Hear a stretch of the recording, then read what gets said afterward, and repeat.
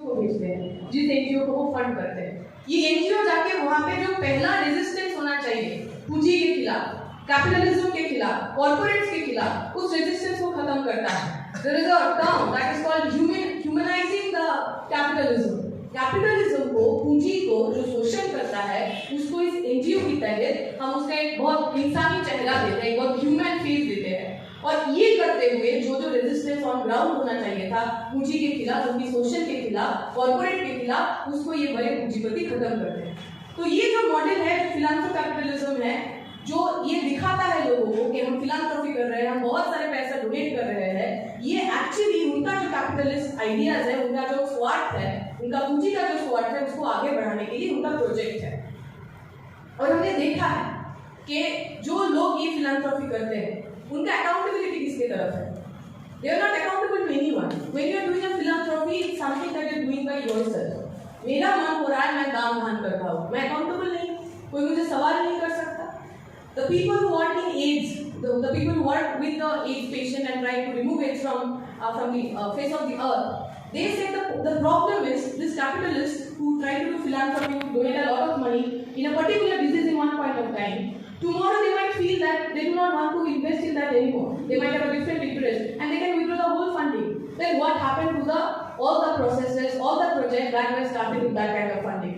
So that the inconsistency, or I would say the consistency of their capitalist interest is something that is absolutely detrimental or counterproductive to whatever a health facility should be. এবং এটা আমাদের প্রশ্ন করা উচিত, ভাবা উচিত, যারা যে ফিলান্থ্রপি করে কেন? They do it precisely to evade the taxes. তারা বলছে আমরা ট্যাক্স দেবো না, কেন? কারণ যে ট্যাক্সটা আমরা সরকারকে দেওয়ার কথা, রাষ্ট্রকে দেওয়ার কথা, সেই সমস্তটা আমি একবারই মানুষের হাতে পৌঁছে দিচ্ছি, সাধারণ মানুষের কাছে পৌঁছে দিচ্ছি। তাই রাষ্ট্রের যে নেগোসিয়েশন করার জায়গা, রাষ্ট্রের যে কন্ট্রোলের জায়গা, সেটাকে আমি বাইপাস করছি।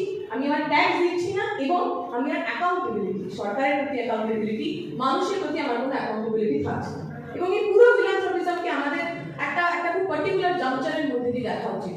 আমরা জানি পিআরসি যখন শুরু হয়েছিল 1943 সালে, there was a motive that the people who do not have enough, or the people who are not helped by the state, these are the people we should be reaching. But this idea was never there that these are not state's responsibility. যখন আমরা PRC করছি, অবশ্যই এই মানসিকতা বা এই motive, এই vision আমাদের মাথায় ছিল कि जिन लोगों के पास एड नहीं पहुंच पा रहा है, राष्ट्र सरकार जिसके पास नहीं जा रहा है, हम उनके साथ रहेंगे, उनके पास रहेंगे। पर ये कभी हमारे दिमाग में नहीं था कि लोगों का, नागरिकों का स्वास्थ्य का, शिक्षा का जो जिम्मेदारी है, वो सरकार का जिम्मेदारी है। 1990 के बाद से जो डिपर्चर हमने देखा, स्टेट का जो विड्रॉल देखा, वो हर चीज में, चाहे वो शिक्षा हो, चाहे वो स्वास्थ्य हो, चाहे वो ह्यूमन राइट्स हो, उन सारी जगह पे ये स्टेट का जो विड्रॉल हमने देखा कि अभी जो हमारा राष्ट्र है, हमारा जो सरकार है, हमारा हेल्थ सर्विसेज का जिम्मेदारी को नहीं लेगा। तो वो जो गैप तैयार होगा, उस गैप में ये सारे कभी फिलांथ्रोपी, कभी प्राइवेट प्लेयर्स वो उस गैप को, वो जो स्पेस है, उस स्पेस को वो कोलैप्स करेंगे, मतलब उसको वो ले लेंगे, दखल करेंगे। We should also see all this philanthropy, all this aid, all this volunteerism with this idea, with this juncture that from the 1990s, how all over the world, all over the everywhere, how the state had been really going backwards from its duties that it has promised initially.